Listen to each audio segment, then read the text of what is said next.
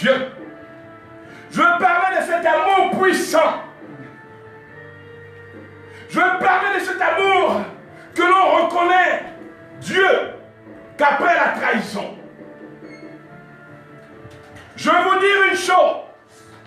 Il y a beaucoup de personnes qui disent qu'ils ont connu l'amour et qu'ils ont prêché l'amour. Mais ils ne connaissent pas qu'est-ce que c'est l'amour.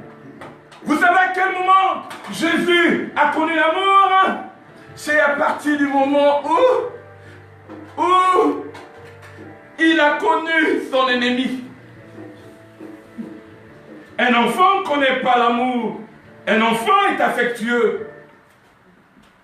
Une jeune fille ne connaît pas l'amour, elle est affectueuse. Il ne faut pas confondre l'amour et l'affect.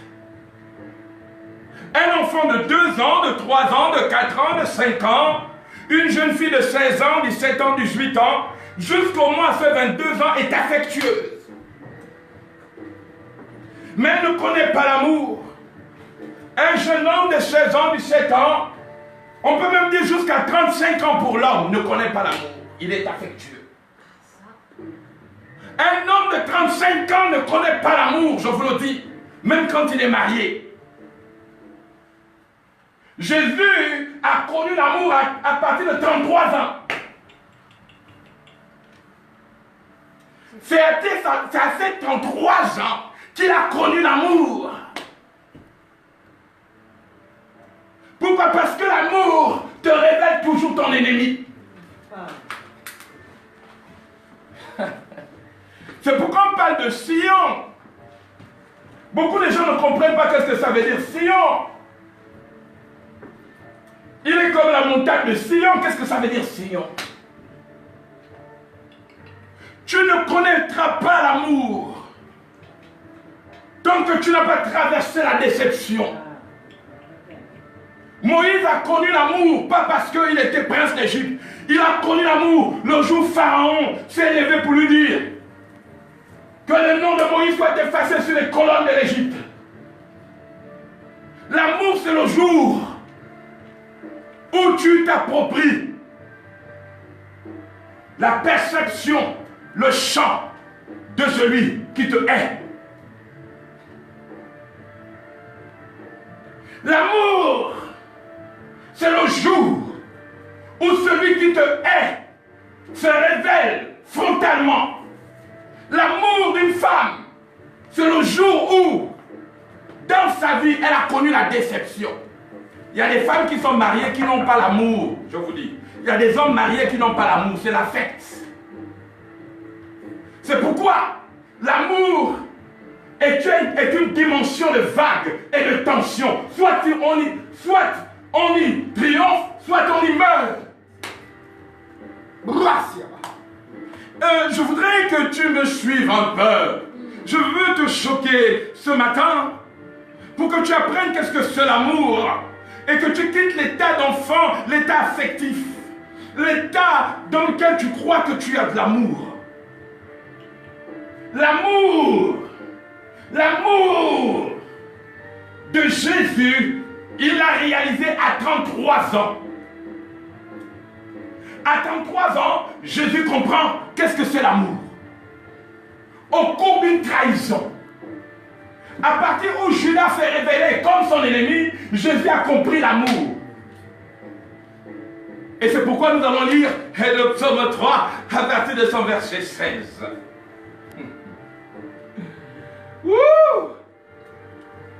Tous les grands hommes qui ont connu l'amour, ce sont des personnes, à un moment de leur vie, tout s'est écroulé. Les grandes femmes qui ont connu l'amour, c'est elle qui a connu la déchirure de son cœur. Elle est brisée dans sa déception. Elle a vu à la vélo tout ce qu'elle a voulu construire. Là, l'amour commence son action. Jésus a fait un test à Pierre. Pierre a voulu aller vers l'amour. Jésus a dit, tu veux venir vers l'amour? Alors marche sur les eau. Il dit, Pierre, suis-moi. Lorsque Pierre a mis son premier pas sur les eaux, il a commencé à marcher sur le chemin de l'amour. Et à un moment donné, il a vu qu'il a coulé. Il a dit non, ça c'est pas bon pour moi. Seigneur, sauve-moi, je ne peux pas te suivre.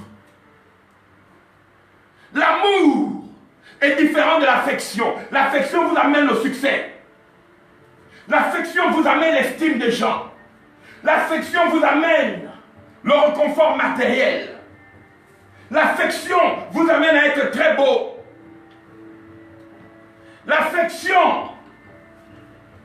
L'affection vous tire vers la connaissance. L'affection vous tire vers la connaissance. Vous savez, notre monde est basé sur l'affect. C'est pourquoi il y a beaucoup de dépression. C'est pourquoi il y a beaucoup de souffrance. Parce qu'à un moment donné, l'affect, c'est l'équilibre émotionnel. L'affect ne sait pas se battre contre les vagues. L'affect ne sait pas se tenir dans des situations que j'appellerais des situations tumultueuses. C'est pourquoi vous allez entendre les gens parler de l'amour, mais il n'y a pas d'amour. Il n'y a pas d'amour. Ils parlent de l'affect, le côté affectif. Mais ce côté affectif fait que l'homme, au fur et à mesure qu'il recherche l'affect a un pouvoir, c'est de te rendre toujours enfant. Et je te parlais de l'amour ce matin. Comment l'amour a changé ma vie. J'ai rencontré l'amour. L'amour a bouleversé. L'amour a transformé ma pensée. Et comment par l'amour, je suis devenu sage, intelligent. Comment par l'amour, j'ai appris à comprendre et à lire ce qui est sacré. Parce que quand vous êtes dans l'affect, vous ne pouvez pas comprendre ce qui est sacré. Vous ne pouvez pas lire les symboles. Vous êtes comme un enfant dans le cocon de sa mère. Vous voulez la protection des autres. Vous cherchez à vous tenir d'une copine, à vous tenir d'un copain. Vous cherchez toujours une béquille. Vous cherchez quand vous invite au restaurant. Vous cherchez quand vous construisez une maison. Vous cherchez quelque chose toujours de la part des autres. Vous cherchez un homme politique, un sauveur. Vous cherchez. Vous n'avez pas d'amour. Mais laissez-moi vous dire que l'amour de Jésus s'est manifesté à 33 ans. L'amour a commencé à être actif dans la vie de Moïse à 40 ans, lorsqu'il sort de la souffrance. Et il y a des phases d'amour. L'amour, c'est quand tu peux vivre au cœur de la trahison. Voilà, c'est ça mon terme. L'amour, c'est quand les tumultes. C'est pourquoi le psaume 2 est très important. Pourquoi tu es tumulte parmi les nations? Pourquoi ces tumultes parmi les nations? Pourquoi ces vaines pensées contre mon moi? C'est lorsque les gens commencent à salir ton image. C'est quand les gens commencent à t'accuser faussement. C'est quand un Judas a le privilège de te faire tomber et de te ruiner physiquement, ruiner ta réputation, ruiner ta renommée, ruiner. C'est là où commence l'amour. Mais l'amour n'a rien d'affectueux. Il ne faut pas confondre l'amour et l'affect. L'amour est destiné pour les grands hommes. Mes parents m'ont donné de l'affection, mais mes parents ne m'ont pas donné l'amour. Je vais vous choquer. Je suis sorti de la maison de ma mère, de mon père, par l'affect. Pourquoi? J'ai été sécurisé, intellectuellement, physiquement, financièrement, mais ils ne m'ont jamais donné l'amour. L'amour, c'est l'épreuve que tu vis quand tout va mal. Ça, tes parents ne peuvent jamais prévoir que tu vas vivre des épreuves. Est-ce que tes parents vont prévoir qu'on va te trahir un jour? Que tu auras le dos mûr devant tous ceux qui, à moins que vraiment ce soit aussi dans ton agenda de vie des bourreaux pour ton existence. Mais dans tous les cas, tout ce que tu donnes à tes enfants, tant que tu les protèges, ce n'est que de l'affection. Mais cette affection, tu verras qu'elle s'écroulera au fur du temps. Pourquoi? Parce que l'affection, elle demande toujours plus. L'affection n'est jamais stable. L'affection est toujours elle est toujours à vide, elle engloutit. Et je vais terminer mes propos en disant ceci. Dans le psaume 3, c'est pourquoi je vais parler des vents de Dieu. Les vents de Dieu, les vents d'alliance. Le verset 16 nous dit ceci. L'homme, ses jours sont comme l'herbe. Je prends même à partir du verset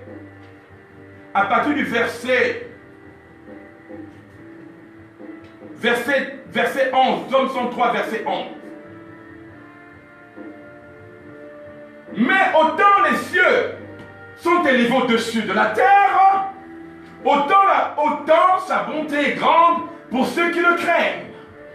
Autant l'Orient est éloigné de l'Occident, autant il éloigne de nous nos transgressions, béni soit son nom.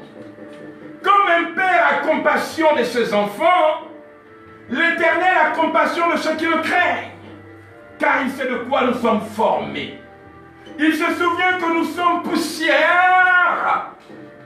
L'homme, ses jours sont comme l'herbe. Il fleurit comme la fleur des champs. Waouh! J'aime ça. Lorsque le vent passe sur elle, elle n'est plus. Ah, ça commence à être intéressant. Lorsque le vent passe sur elle, elle n'est plus. Et le lieu qu'il occupait ne la reconnaît plus. Mais la bonté de l'Éternel dure à jamais pour ceux qui le craignent, et sa miséricorde pour les enfants de leurs enfants. Je veux que vous preniez un temps très important, comprendre le verset 16. Lorsque le vent passe, répète après moi, lorsque le vent passe. Lorsque le vent passe. Le vent, c'est le test de l'amour. Je voudrais vous parler de la notion de l'amour et des vents. Chaque homme est un représentant d'un vent. Judas était le représentant du vent de la trahison qui devait faire connaître l'amour à Jésus. Chaque fois que tu as connu la déception, chaque fois que tu es dans une condition difficile, il y a un vent. Dans chaque pays, dans chaque nation, il y a un vent. Ton président est un vent. Ton directeur est un vent. Chaque fois que tu es quelque part, il y a un vent. Il y a ce qu'on appelle les vents. Ok? Les vents utiles. Les vents. Ok? Les bons vents. C'est pourquoi dans le langage enfant on dit, quel est le bon vent qui t'amène? Mais je vais vous parler ici de vents contraires. C'est ce qu'on appelle les interventions. Les interventions. Et un vent contraire, on l'appelle contrevention. C'est pourquoi les anges sont des vents. Je vais utiliser deux verbes importants. Contrevention et intervention. Ce sont les deux verbes qui vont m'interpeller tout au long de mon message. Je ne veux pas crier ce matin, mais vous comprenez avec moi qu'il y a quelque chose dans l'amour. L'amour est un ordre. Le verset 20 dit « Bénissez-vous ses anges ». Bénissez l'Éternel, vous ses anges, qui êtes puissants en force et qui exécutez ses ordres. Intervention. Et obéissant à la voix de sa parole. Intervention. Verset 22, Psaume 103. Bénissez l'Éternel, vous ses armées, qui êtes ses serviteurs et qui faites sa volonté. Intervention. Maintenant, contrevention, verset 16. Contrevention, verset 16. Contrevention, verset 16. Lorsque le vent passe, ça c'est les contrevenants. On a les revenants et les contrevenants. Ceux qui viennent contrer ta vie. Ceux qui viennent en mauvaise voie, en mauvaise allure. Les contrevenants, les contreventions.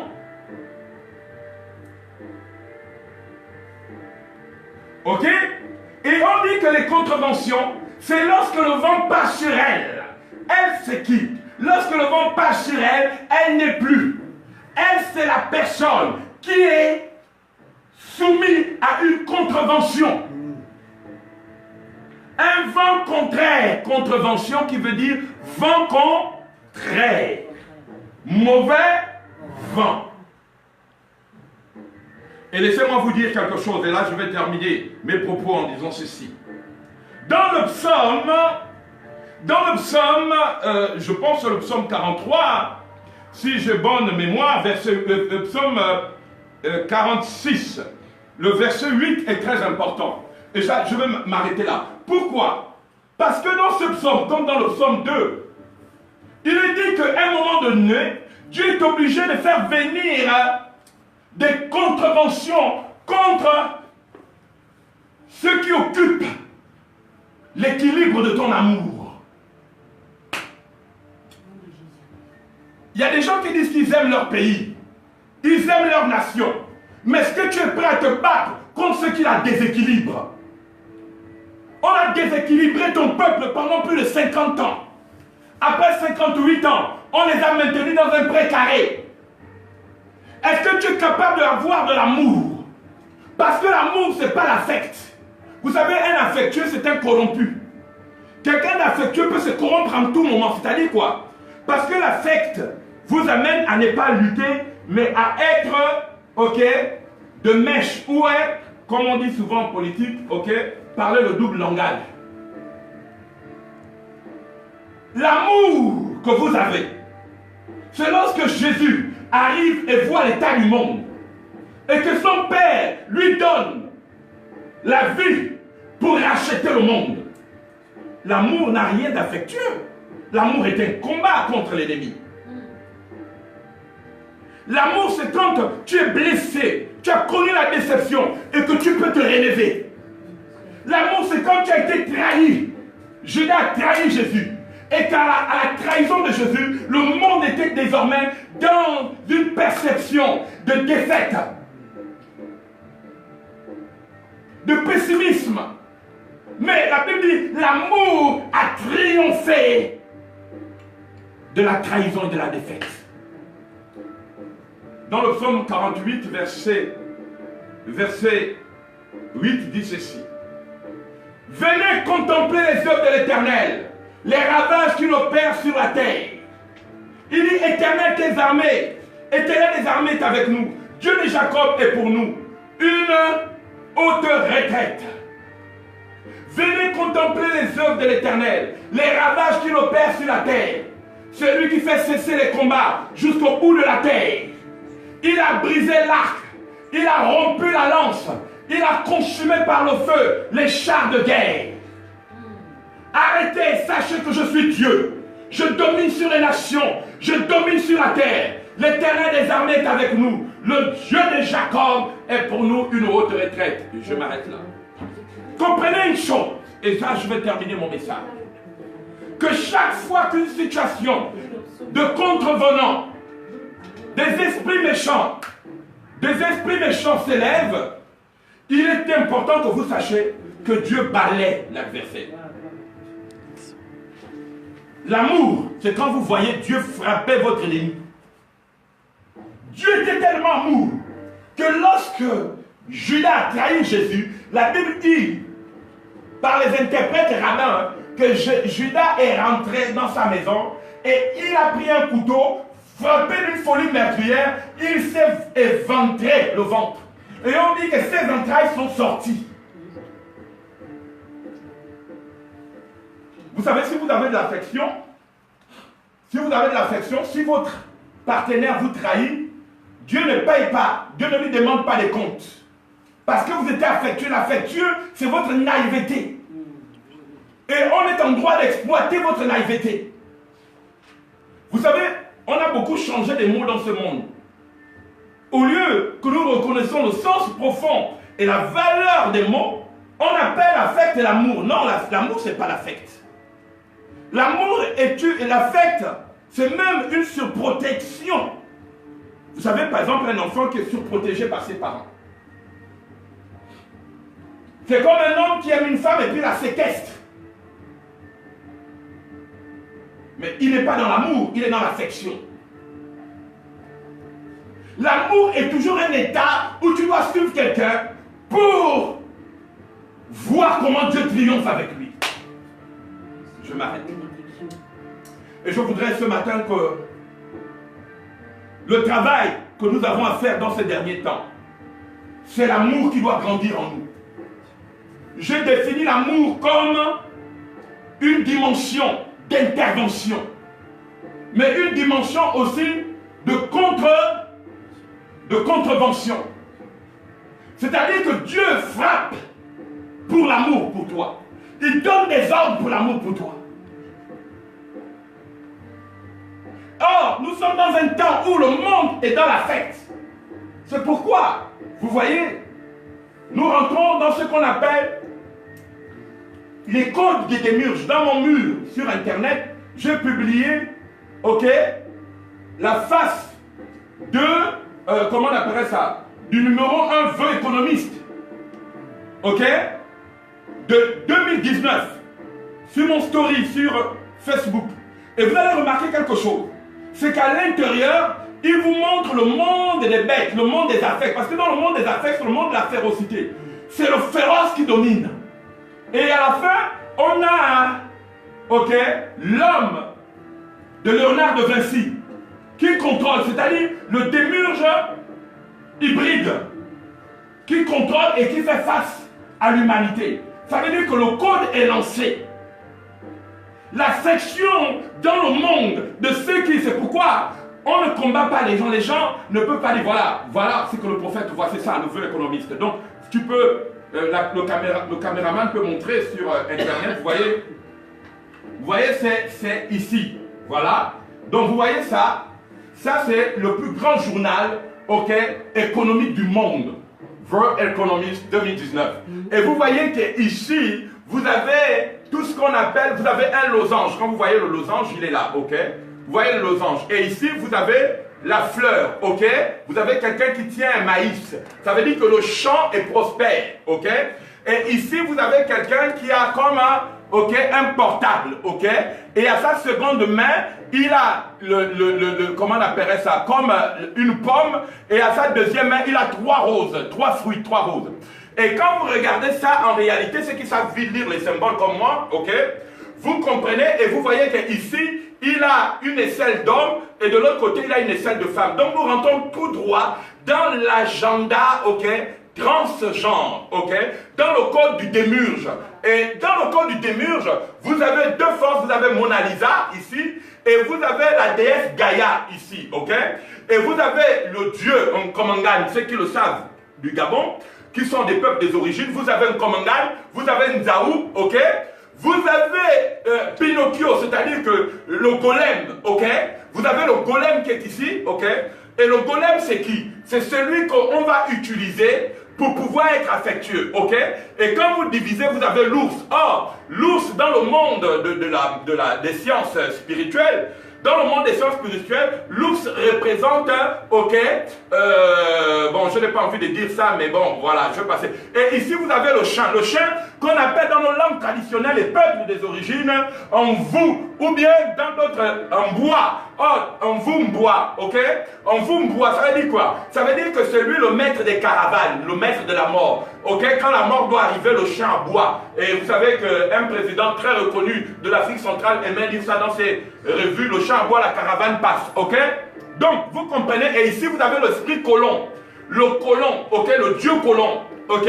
Le maître, alléluia, le maître des drames, il est là, le dieu colon est là, ok? Et ce dieu colon va ici imposer un certain type de regard à tous ceux qui sont censés être les puissants de ce monde, ok?